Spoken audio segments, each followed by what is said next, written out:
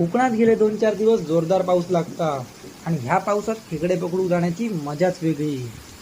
Hello guys, स्वागत असं आपल्या एका नवीन धमाकेदार मिनी ब्लॉगमध्ये.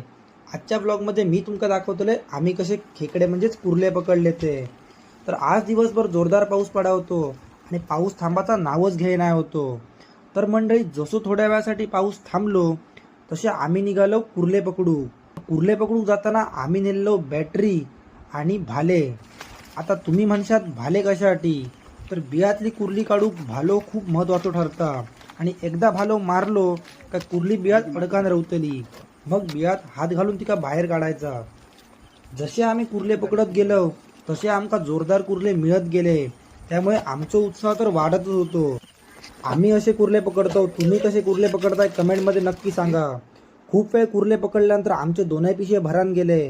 मग आम्ही निघालो ते परतीच्या मार्गावर घरात येऊ. येता येता आमका दिसलो पानगणस. मग तेका व्हिडिओ कॅप्चर करून आम्ही इलो डायरेक्ट घरात. बघू शकता कितके सारे कुर्ले आमका मिळाले ते. तर मंडळी, असो होतो आजचो मिनी ब्लॉग. जर तुमका मिनी ब्लॉग आवडलो तर लाईक शेअर सबस्क्राईब करू विसरा नका. भेटूया पुढच्या ब्लॉगमध्ये. तोपर्यंत बाय बाय.